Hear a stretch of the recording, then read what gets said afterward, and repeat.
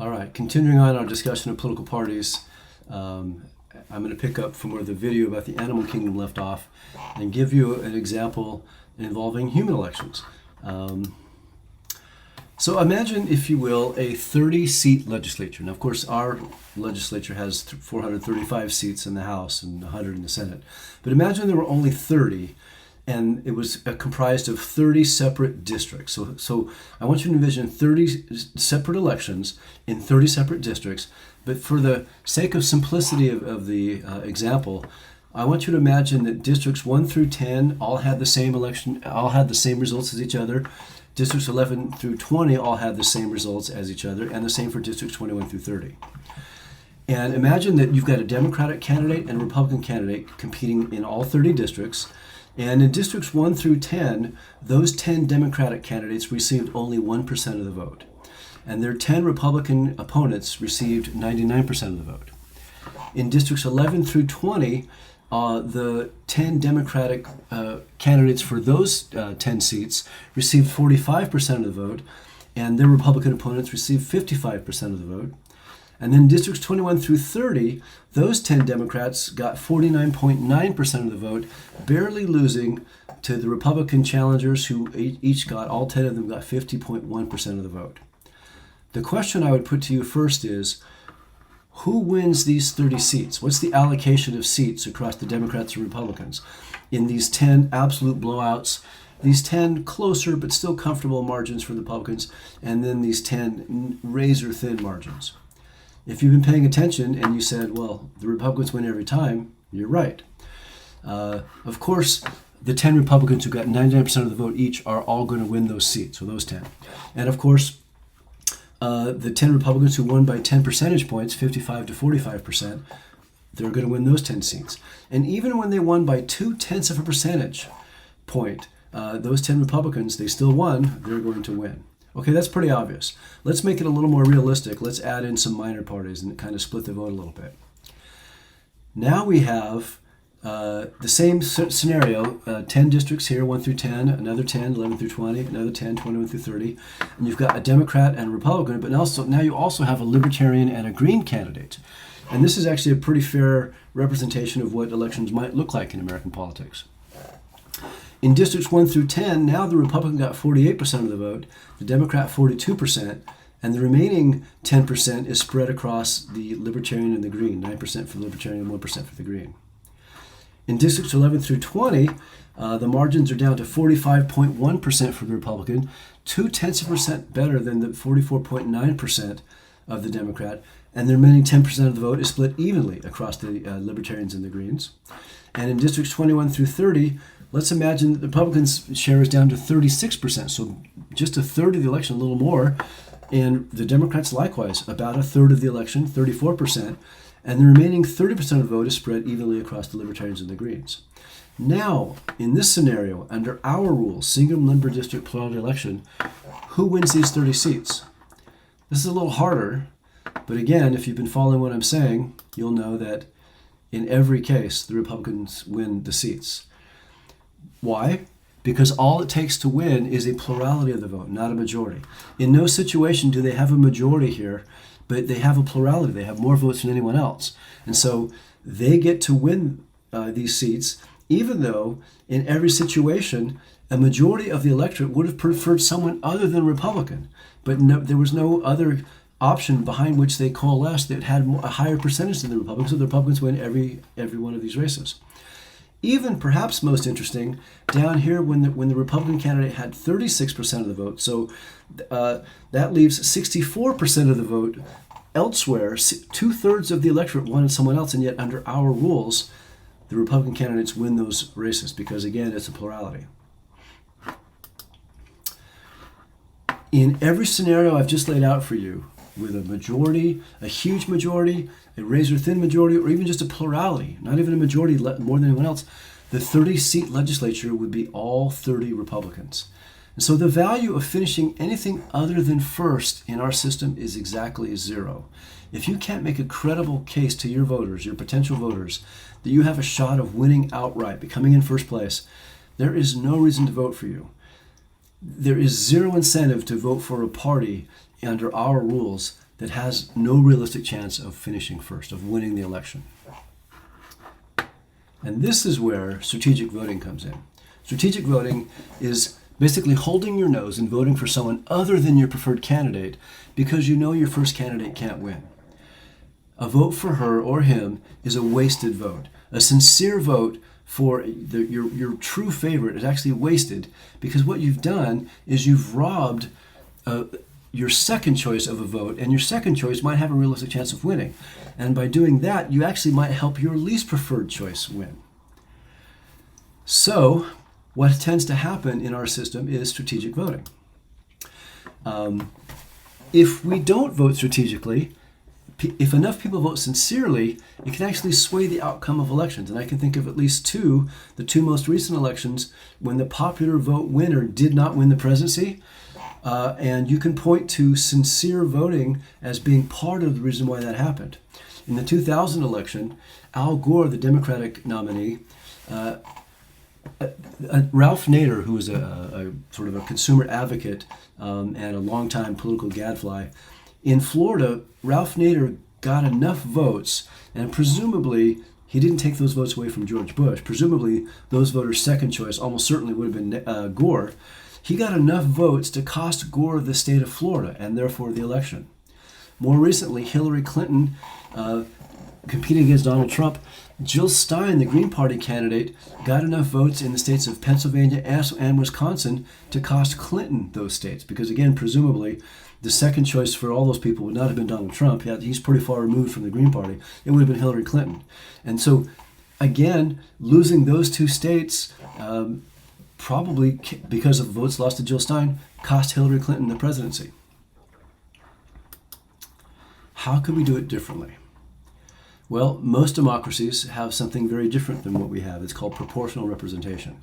And instead of single-member geographic districts, and it's winner-take-all, where the plurality winner represents the entire district, in a proportional representation system, representation in the overall legislature is allocated in proportion to the vote that the parties receive nationally. It's not it's in rough proportion. It's not a one-to-one vote to seat ratio. But the votes are allocated proportionally. So if a party wins 40% of the vote, they're going to win about 40% of the seats in the legislature, not tied to any one geographic district, but about 40% of the entire legislature. And a party that receives 10% of the vote will receive fewer seats, but still some. This is common in most democracies, and what it does is it gives voters a reason to vote for smaller parties. And I want to show you one of my favorite figures from the textbook that shows how much of an outlier the United States really is. This is showing the relationship between the type of electoral system, the election rules that a country has, and how many political parties it has. And as you can see, most democracies, now the book separates that into majoritarian versus combined versus proportional representation, and I'm talking more in terms of our single-member district plurality election versus proportional, but you can get the point regardless. Most democracies have more than two political parties. We are alone among the major developed countries that has only two political parties. Look at all these countries that have as many as 5, 6, 7, 8, even 9, 10, and 11 parties. Now, you might argue, is that a good thing? Not necessarily. These governments can tend to be pretty unstable. There might be too many political parties. But I think there's a pretty strong case to make in the United States, though, certainly that 2 is too few, and that we ought to at least have 4 or 5. We probably have to have a center-right and a center-left party, and a far-right and a far-left party. Given the division of political opinion and ideologies in this country, we could easily sustain 4 political parties. But we have only 2. We'll talk about the consequences of that in just a second. Here's how things would change if we had proportional representation rules instead of single-member district plurality election rules. In the same scenario that I outlined before, the more complicated one, with a Democrat, Republican, a Libertarian, and a Green candidate, and the vote percentages that they receive, and I haven't changed anything from this table, here's the allocation of seats under PR, proportional representation rules. The 48% that the Republicans got would probably get them 5 of the 10 seats in districts 1 through 10. The 42% that the Democrat got would probably net them 4 seats. So there's 9 of the 10 seats right there, and that makes sense. That's 90% of the vote. The remaining one seat would probably go to the Libertarian with their 9%. And I'm sorry, Green Party, but 1% of the vote gets you 0. So there you go. In districts 11 through 20, I would imagine that this razor-thin margin, 45.1% for the Republican versus 44.9% for the Democrat, that probably would have netted each of them 4 seats. It's basically they tied for all intents and purposes. And so that makes sense, 4 seats for each. And then the 5% of the vote divided between the Libertarian and the Green candidates would have gotten them each 1 seat. So there's the 10 seats in districts 11 through 20, 4 Republicans, 4 Democrats, 1 Libertarian, 1 Green. And then down here in the third set of 10 districts, it seems likely that the 36% and 34% that the Republican and Democrat received respectively would have gotten them both 3 seats, and the remaining 4 seats would have gone 2 each to the Libertarian and the Green Party candidate based on their 15% of the vote. So this is very different than the Republicans winning all 10 seats in all 3 of these different scenarios. This is a very different allocation of seats and all we've done, we haven't changed a single preference or a single vote by the voters. All we've done is change the rules by which the seats are allocated. So what's the difference? Well, under our rules, we end up with excuse me, I think I'm going to sneeze.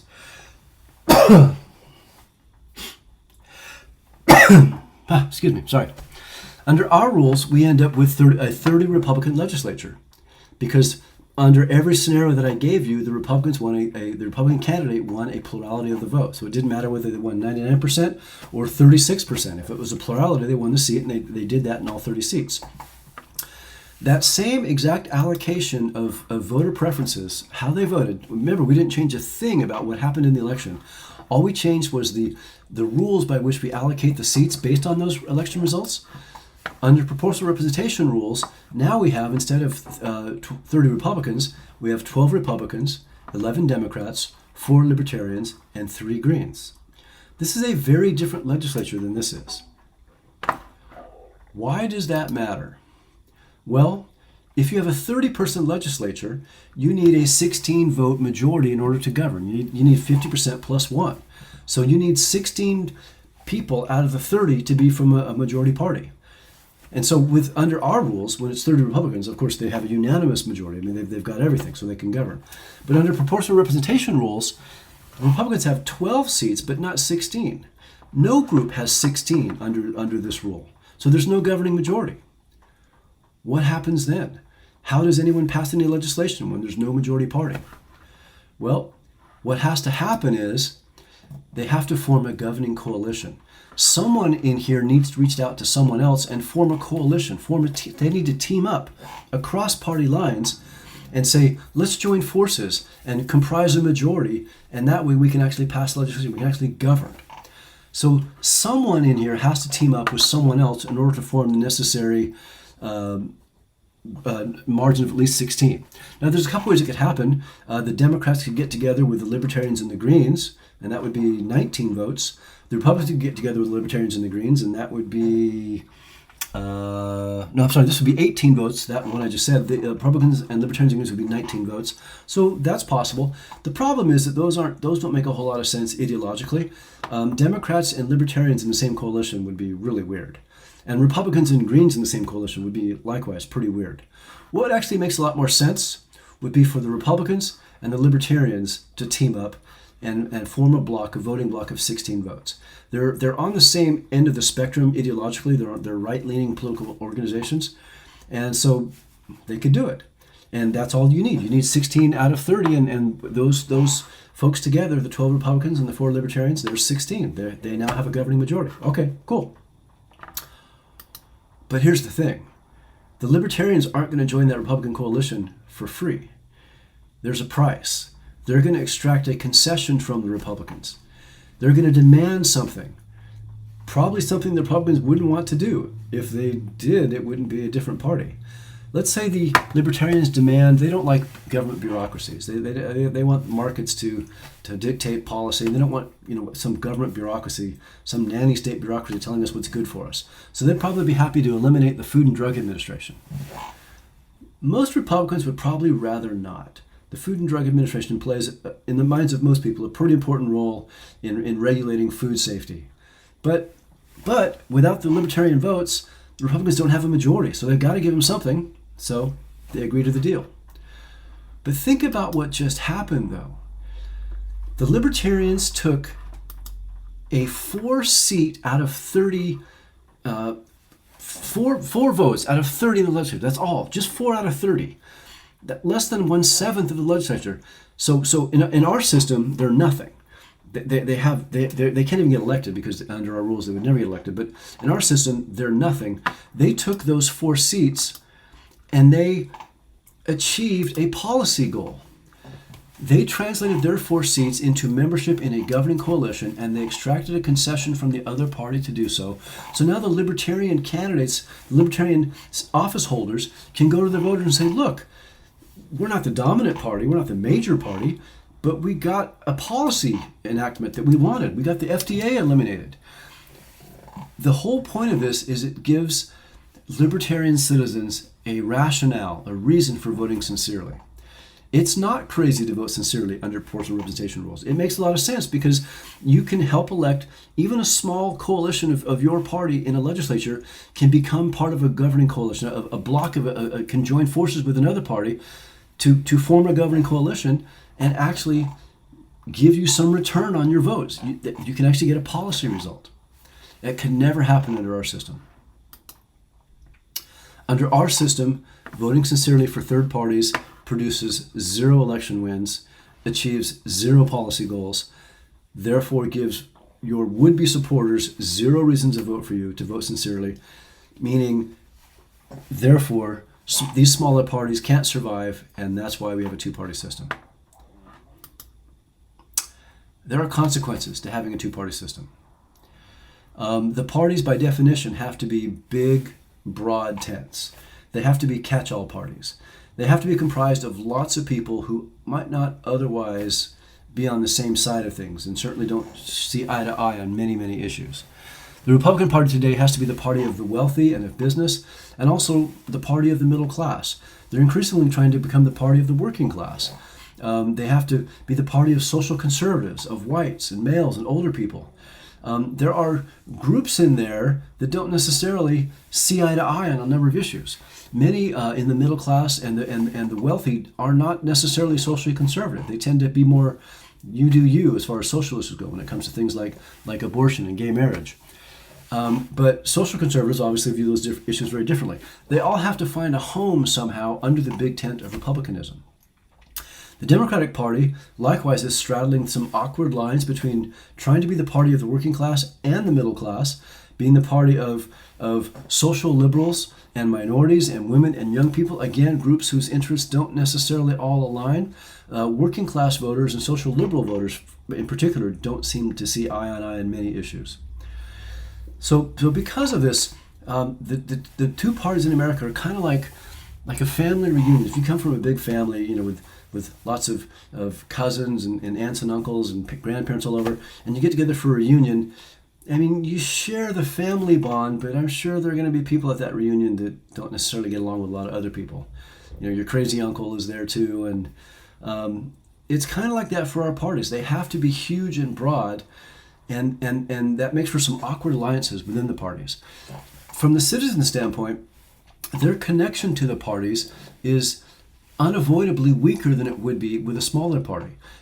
A person who is environmentally conscious is going to vote for the Democrats, but they're fitting in there in terms of as social liberals, but the Democrats are a lot more than the party of the environment, and the party wants to seriously address climate change.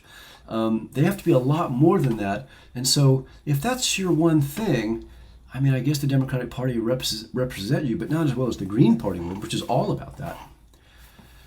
There's another more modern consequence of two-partyism, and that's what's happened in the United States in the last 20 or so years with truly nationalized parties, meaning what the parties stand for at the national level, they stand for essentially those same 2 things at the state and even the local level. In the most recent election in 2020 and 2022 in the area where I live in Encinitas, one of the major determining factors in the Encinitas mayor's race was the fact that one of the candidates was a Donald Trump supporter and the other was not. Donald Trump has nothing to do with governing the city of Encinitas. Local races usually are, about the trains running on time and growth and development, those kinds of things. Presidential politics used to be far removed from the issues that shape local elections. Not anymore. Now, most voters in this just need to know one of two things. Are you a Trump supporter or you're not a Trump supporter? And if in any candidate for the mayor city council, that alone was enough to determine their vote, regardless of any city issues. So with truly nationalized parties and parties where the alignments now they fall along basic aspects of our identities: religion, race, gender, age, urban versus rural, those kinds of things. When the parties are divided along those lines and they're truly nationalized, so our parties are divided now along identity lines, not issue lines, not disagreement on the role of the government regulating the economy, but on how you identify as a human being. Your religion, your race, your sexuality, your gender, your age, where you live. And you have only two parties, that's a recipe for tribalism, and thus more extreme political polarization. The hardening of the parties in terms of these identities and having only two of them makes it much more likely for one party, tribe, to look at the other as not just people who happen to see things a little bit differently politically, but are fine people. Rather, it's a lot more easy to see that other tribe as the enemy, as an existential threat to your own tribe. And what would you not do to protect your own tribe from the existential threat of another tribe? Pretty much nothing. Again, as I'm recording this, I haven't decided whether I'm going to assign the reading How Democracies Die or not. It's there in the slide, so maybe I will, maybe I won't. But the argument, a primary argument that is made in that article is that there are two values that help democracies perpetuate and stay alive. One is mutual toleration, where you sort of accept the legitimacy of the other side. You don't agree with them, but you accept that they have a right to compete in elections and they're a legitimate entity in your politics. And forbearance. That is, when you win, when you hold power, you exercise some degree of restraint in exercising that power. You don't try to run the other party out of existence. This tribalism that I just spoke about leads to a great decline in mutual toleration and forbearance. And according to the authors, who are two political scientists who studied the demise of democracy throughout the world, those are the two characteristics that lead to the death of democracy. And we're seeing much less mutual toleration and forbearance in the United States because of the extreme partisan tribal polarization that we have right today. And that is, getting back to the main point, that is a consequence of our two-partyism. Let me make this point a little clearer when I go up to this slide up here. In these situations, in most democracies, when you've got multiple political parties, to form governing coalitions, you have to reach out and make alliances with other parties. You have to vote with and ally with, caucus with parties that have different values than you. To do that, you can't really demonize them as the enemy. You have to sort of accept that you have some commonality, some common ground to form alliances with. And so when you have multiple political parties, you don't have this rigid hardening into just us versus them, in-group versus out-group. We're the good guys, you're the bad guys. But when you have only two political parties like we do, you do have that. And that's one of the things that is at the very root of what we're seeing in the nastiness of our political polarization today. And we'll come back to that when we get to public opinion and voting and those kinds of things. And in fact, the news media plays a big role in this as well. So we're going to talk about this topic more as we go along. Okay, that's it for parties. Next video, we'll take up interest groups.